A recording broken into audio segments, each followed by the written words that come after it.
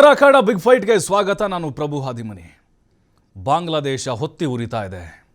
ಆದರೆ ಒಂದು ದುರಂತ, ಬಹಳ ನೋವಿನ ವಿಚಾರ. ಭಾರತೀಯರೆಲ್ಲರೂ ಕೂಡ ಬಹಳ ಮಮ್ಮಲ ಮರುಗ್ತಾ ಇದ್ದಾರೆ. ಯಾಕಂತ ಹೇಳಿದ್ರೆ ಅಲ್ಲಿ ಹಿಂದೂಗಳನ್ನು ಟಾರ್ಗೆಟ್ ಮಾಡಿ ಕೊಲ್ಲಲಾಗ್ತಾ ಇದೆ. ಹಿಂದೂ ದೇವಸ್ಥಾನಗಳನ್ನು ಧ್ವಂಸ ಮಾಡಲಾಗ್ತಾ ಇದೆ. ಹಿಂದೂ ಹೆಣ್ಣು ಮಕ್ಕಳನ್ನು ಟಾರ್ಗೆಟ್ ಮಾಡಲಾಗ್ತಾ ಇದೆ. ಬಾಂಗ್ಲಾದೇಶದಲ್ಲಿ ಪರಿಸ್ಥಿತಿ ಇದೇ ಮೊದಲಲ್ಲ. ನಾವು ಇತಿಹಾಸ ನೋಡಿದ್ರೆ ಗೊತ್ತಾಗುತ್ತೆ ಅಲ್ಲಿನ ಹಿಂದೂಗಳ ಪರಿಸ್ಥಿತಿ ಯಾವ ಮಟ್ಟಿಗಿದೆ ಅಂಥೇಳಿ. ಆದರೆ ಈಗ ಭಾರತವು ಹೇಗೆ ಅದಕ್ಕೆ ಪ್ರತ್ಯುತ್ತರವನ್ನು ಕೊಡಬೇಕು ಅನ್ನೋದು. ಎಲ್ಲಿಂದ ಶುರುವಾಯಿತು ಈ ಜಗಳ ನೋಡಿ. ಉಸ್ಮಾನ್ ಅಂಥೇಳಿ ಒಬ್ಬ ವಿದ್ಯಾರ್ಥಿ ನಾಯಕ 2024ರಲ್ಲಿ ಈ ಶೇಖ್ ಹಸೀನಾ ಸರ್ಕಾರವನ್ನು ಉರುಳಿಸುವಲ್ಲಿ ಮಹತ್ತರ ಪಾತ್ರವನ್ನು ವಹಿಸಿದ್ದ. ಆದರೆ ಆತ ಏನಿದ್ದಾನೆ, ಆತ ಧರ್ಮಾಂಧ, ಜೊತೆಗೆ ಭಾರತದ ವಿರೋಧಿ ಮನಸ್ಥಿತಿಯನ್ನು ಹೊಂದಿದ್ದಾನೆ. ಆತನ ಸ್ಟೇಟಸ್ಗಳು, ಆತನ ಹೇಳಿಕೆಗಳು, ಆತನ ಪೋಸ್ಟ್ಗಳನ್ನು ನೋಡಿದ್ರೆ ಹಾಗೆ ಗೊತ್ತಾಗುತ್ತೆ.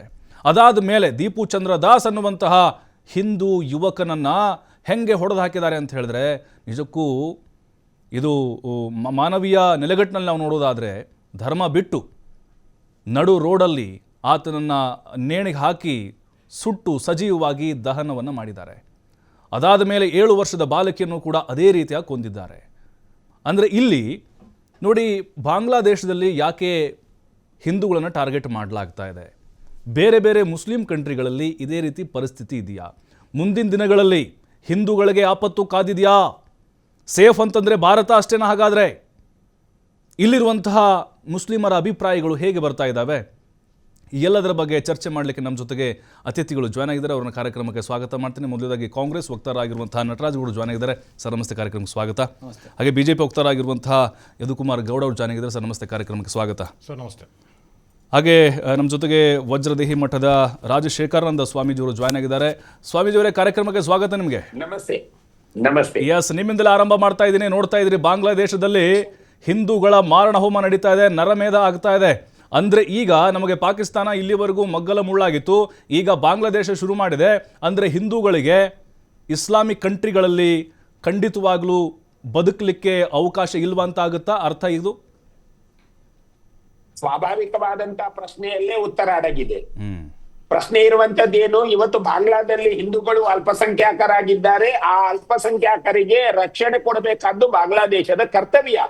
ಯಾಕೆ ಅಂತಂದ್ರೆ ಪ್ರಸ್ತುತ ಯೂನುಸ್ ಸರ್ಕಾರ ಏನ್ ಬಂದಿದೆ, ಅವರು ಅಥ್ಲೆಟ್ ಆಗಿ ನಾನಾ ದೇಶಗಳಲ್ಲಿ ಕ್ರೀಡೆಯನ್ನ ಆಡಿದವರು. ಅಲ್ಲಿಯ ಸಾಮರಸ್ಯ, ಅಲ್ಲಿಯ ಸಮರಸತೆ ಇದು ಯೂನುಸ್ ಅವರಿಗೆ ಬಹಳ ಚೆನ್ನಾಗಿ ಗೊತ್ತಿರಬೇಕು. ಒಂದು ಸಂದರ್ಭದಲ್ಲಿ ಇಮ್ರಾನ್ ಖಾನ್ರು ಪಾಕಿಸ್ತಾನ ಸರ್ಕಾರವನ್ನ ನಡೆಸಿದ್ರು. ಇವತ್ತು ಅವರು ಬಂದಿಯಾಗಿ ಜೈಲೊಳಗೆ ಕೊಳೆಯುತ್ತಾ ಇದ್ದಾರೆ. ಅದೇ ಪರಿಸ್ಥಿತಿ ಯೂನುಸ್ರಿಗೆ ಬರುವಂತದ್ರಲ್ಲಿ ಯಾವುದೇ ಸಂಶಯ ಇಲ್ಲ. ಆದ್ರೆ ನೋವಾಗಿರುವಂತದ್ದೇನು ಅಂದ್ರೆ, ಒಂದು ಕಾಲದಲ್ಲಿ ಬಾಂಗ್ಲಾ ವಿಮೋಚನೆಗೆ ಸದಾ ವ್ಯವಸ್ಥೆಯನ್ನ ಮಾಡಿಕೊಟ್ಟಂತ ಸನ್ಮಾನ್ಯ ಇಂದಿರಾ ಗಾಂಧೀಜಿಯವರನ್ನ ಇವತ್ತು ಬಾಂಗ್ಲಾ ಸರ್ಕಾರ ಮರೆತು ಕೈ ಕಟ್ಟಿಕೊಂಡು ಕುಳಿತುಕೊಂಡಿದೆ. ಅಂದ್ರೆ ಭಯೋತ್ಪಾದನೆ ಮತ್ತೆ ಮೂಲಭೂತವಾದಗಳನ್ನೇ ಅದು ಬಂಡವಾಳ ಮಾಡಿಕೊಂಡಿದೆ ಅಂತ ನಮ್ಗೆ ಇವತ್ತು ಅನ್ನಿಸ್ತದೆ. ಅಂದ್ರೆ ಇಂದಿರಾ ಗಾಂಧಿ ಅವರ ಕಾರಣ ಅಂತ ನೀವು ಹೇಳ್ತಾ ಇದ್ರ ಹಾಗಾದ್ರೆ ಡೈರೆಕ್ಟ್ ಆಗಿ? ಅಲ್ಲಲ್ಲ ಇಂದಿರಾ ಗಾಂಧೀಜಿ ಅವರು ಆವತ್ತು ಬಾಂಗ್ಲಾ ವಿಮೋಚನೆಗೆ ಒಂದು ದಾರಿಯನ್ನ ಮಾಡಿಕೊಟ್ರು, ಒಳ್ಳೆಯ ದಾರಿ. ನೀವು ಪ್ರತ್ಯೇಕವಾಗಿರಿ, ಚೆನ್ನಾಗಿರಿ ಅಂತ ಹೇಳಿದ್ರು ಅವರು. ಆದ್ರೆ ಇವತ್ತು ಅದನ್ನ ಭಾರತದ ಜೊತೆಗೆ ಸಂಬಂಧವಾಗಿ ಬೆಳೆಸಿಕೊಳ್ಳುವುದು ಬಿಟ್ಟು ಅದನ್ನ ಮರೆತು ಬಿಟ್ಟಿದ್ದಾರೆ. ಅಲ್ಲ, ಇನ್ನೊಂದು ಕಡೆ ಹೇಳ್ತಾ ಇದ್ದಾರೆ, ಆತ ಏನಿದ್ದಾನೆ ದೀಪು ಚಂದ್ರ ದಾಸು ವೈಯಕ್ತಿಕವಾದಂಥ ದ್ವೇಷ ಏನೋ ಇತ್ತಂತೆ. ಹಾಗಾಗಿ ಅದಕ್ಕೂ ಮತ್ತೆ ಧರ್ಮಕ್ಕೂ ಯಾಕೆ ನೀವು ಸಾಮ್ಯತೆಯನ್ನು ಮಾಡ್ತಾ ಇದ್ದೀರಿ, ಇದಕ್ಕೂ ಯಾಕೆ ನೀವು ಲಿಂಕ್ ಮಾಡ್ತಿದ್ದೀರಿ ಅನ್ನೋ ಒಂದು ವಾದ ಬರ್ತಾ ಇದೆ ಗುರುಜಿ. ಈಗ ಪ್ರಶ್ನೆ ಇರುವಂತದ್ದು, ಬಾಂಗ್ಲಾದಲ್ಲಿ ನಡೆಯುವಂತ ರಣ ರೋಚಕವಾಗಿರತಕ್ಕಂತ ವ್ಯವಸ್ಥೆ ಅಲ್ಲ, ಅದು ನರಮೇಧ. ಈ ನರಮೇಧವನ್ನ ಹಾಡು ಹಗಲ ಯಾರೇ ಆಗ್ಲಿ ಅವ, ಈಗ ಹಾಡು ಹಗಲೇ ಒಬ್ಬನನ್ನ ಕೊಂದು ಮರಕ್ಕೆ ನೇತು ಹಾಕಿ ಪೆಟ್ರೋಲ್ ಹಾಕಿ ಬೆಂಕಿ ಕೊಡೋದಂದ್ರೆ ಆ ದೇಶದ ಪರಿಸ್ಥಿತಿ ಏನು? ಆ ದೇಶದ ಪರಿಸ್ಥಿತಿಯನ್ನ ನಾವು ಮಾನಸಿಕ ಸ್ಥಿತಿಯನ್ನ ಅರ್ಥ ಮಾಡ್ಕೊಳ್ಬೇಕು. ಮಾನವೀಯ ಅಮಾನವೀಯ, ಇದು ಮಾನವೀಯನ? ಈಗ ಪ್ರಶ್ನೆ ಇರುವಂತದ್ದಂತ ಅಮಾನವೀಯತೆ ಆ ದೇಶದೊಳಗೆ ಯಾಕೆ ನುಸುಳ್ಬೇಕು? ಹಸೀನಾರನ್ನ ಭಾರತ ದೇಶ ರಕ್ಷಣೆ ಮಾಡ್ತಾ ಇರೋದು ಅಲ್ಲಿಯ ದಂಗೆಗಾಗಿ ಹೊರತು ಸಂಗ್ರಾಮಕ್ಕಲ್ಲ. ಅದನ್ನ ಬಾಂಗ್ಲಾ ತಿಳಿದುಕೊಳ್ಬೇಕು. ಎಸ್ ಬರ್ತೀನಿ ಗುರುಜಿ. ಮತ್ತೆ ಮುಸ್ಲಿಂ ವಿದ್ವಾಂಸರಾಗಿರುವಂತಹ ಉಮರ್ ಶರೀಫ್ ಅವರು ನಮ್ಮ ಜೊತೆಗೆ ಜಾಯ್ನ್ ಆಗಿದ್ದಾರೆ. ಉಮರ್ ಶರೀಫ್ ಅವರ ಕಾರ್ಯಕ್ರಮಕ್ಕೆ ಸ್ವಾಗತ ನಿಮಗೆ. ಧನ್ಯವಾದಗಳು. Thank you. Yes sir. ಈಗ ಸರ್, ಬಾಂಗ್ಲಾದಲ್ಲಿ ನೋಡ್ತಾ ಇದ್ದೀರಿ, ನಿಜಕ್ಕೂ ಮಾರಣ ಹೋಮ ಅನ್ನುವಂತಹ ವಿಶ್ಲೇಷಣೆಗಳು ಆಗ್ತಾ ಇದೆ. ಹಿಂದೂಗಳಿಗೆ ಬಹುಸಂಖ್ಯಾತರಿರುವಂತಹ ಪ್ರದೇಶ ಏನು ಮುಸ್ಲಿಮರು ಕಂಟ್ರಿಗಳಿರ್ತವೆ ಅಲ್ಲಿ ಉಳಿಗಾಲ ಇಲ್ಲ, ಅವ್ರನ್ನ ಹೊರದಬ್ಬುವಂಥ ಕೆಲಸ ಆಗ್ತಾ ಇದೆ ಅಂತೇಳಿ. ಅಂದರೆ ಧರ್ಮದ ಅಮಲು ಹಿಂಗಾದಾಗ, ಮತಾಂಧತೆಯ ಆ ಮನಸ್ಥಿತಿ ಜಾಸ್ತಿ ಆದಾಗ ಈ ಥರದ ಘಟನೆಗಳಾಗುತ್ತಾ ಅಂತ ನೀವು ಒಪ್ಕೊಳ್ತೀರಾ? ಒಂದು ಕಡೆ ಫಸ್ಟ್ ನಾನು ಇಲ್ಲಿ ಬಾಂಗ್ಲಾದೇಶನಲ್ಲಿ ನಡೆಯತಕ್ಕಂತಹ ಈ ಒಂದು ಕ್ರೂರ ಕೃತ್ಯಗಳನ್ನು ಖಂಡಿಸ್ತೇನೆ.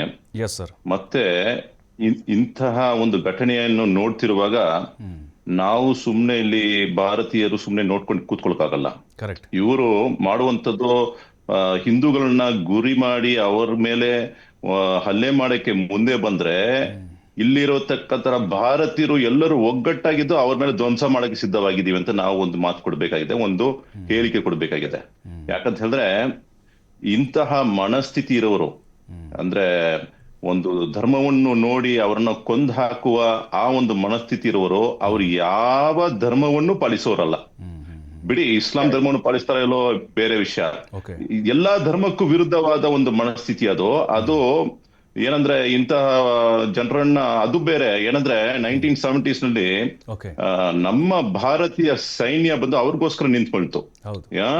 ಪಾಕಿಸ್ತಾನ್ ಬಂದು ಅವ್ರ ಮೇಲೆ ಯುದ್ಧ ಮಾಡಕ್ ಬರುವಾಗ ಸುಮಾರು 1 ಲಕ್ಷಕ್ಕಿಂತ ಜಾಸ್ತಿ ಬಾಂಗ್ಲಾದೇಶಿಯನ್ನು ಕೊಂದಾಕಿರುವ ಇತಿಹಾಸ ಇದೆ. ಯಾರು? ಪಾಕಿಸ್ತಾನ್ ಅವರು. ಮತ್ತೆ ಅದ್ರ ಜೊತೆಗೆ